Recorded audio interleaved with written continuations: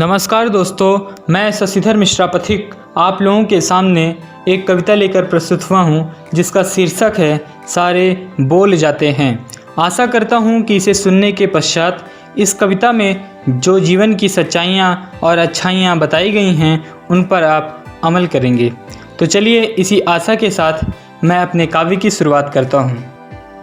अगर अमीर करे गलती तो कोई कुछ नहीं कहता, अगर अमीर करे गलती तो कोई कुछ नहीं कहता, मगर दीनों से हो गलती तो सारे बोल जाते हैं, मगर दीनों से हो गलती तो सारे बोल जाते हैं।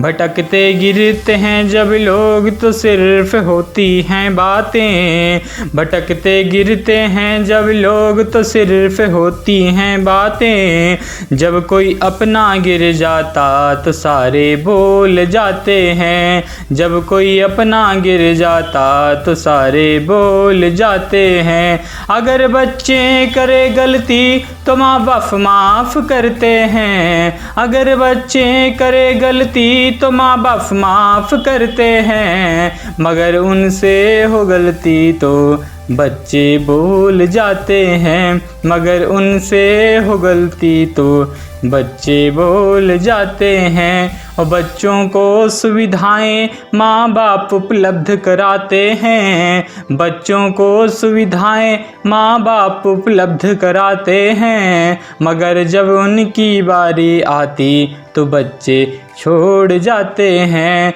मगर जब उनकी बारी आती तो बच्चे उन्हें छोड़ जाते हैं। और बड़ों से हो गलती तो कोई कुछ नहीं कहता, बड़ों से हो गलती तो कोई कुछ नहीं कहता, मगर छोटों से हो गलती तो सारे बोल जाते हैं, मगर छोटों से हो गलती तो सारे बोल जाते हैं। और क्या बोलना है और क्या क्या बोल जाते हैं, और क्या बोलना है और क्या क्या बोल जाते हैं।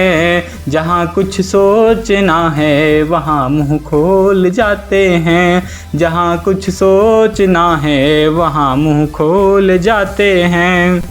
धन मद में जब लोग धीरे धीरे डूब जाते हैं, धन मद में जब लोग धीरे धीरे डूब जाते हैं, तो फिर बुद्धि होती भ्रष्ट और वे सब भूल जाते हैं, तो फिर बुद्धि होती भ्रष्ट और वे सब भूल जाते हैं। जहाँ पर बल दिखाना है वहाँ पर छल दिखाते हैं, जहाँ पर बल दिखाना है वहाँ पर छल दिखाते हैं। और शेरों के सामने वे गीदड़ बन जाते हैं, शेरों के सामने वे गीदड़ बन जाते हैं। और प्रकृति को पहुँचता कष्ट तो सारे हर्ष उठाते हैं, प्रकृति को पहुँचता कष्ट तो सारे हर्ष उठाते हैं।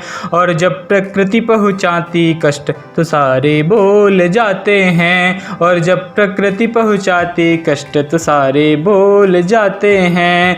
रिश्वत खाते लोग बड़ा आनंद उठाते हैं, रिश्वत खाते लोग बड़ा आनंद उठाते हैं। और कोई एक आवाज़ उठाता तो सारे भाग जाते हैं, कोई एक आवाज़ उठाता तो सारे भाग जाते हैं। धन्यवाद।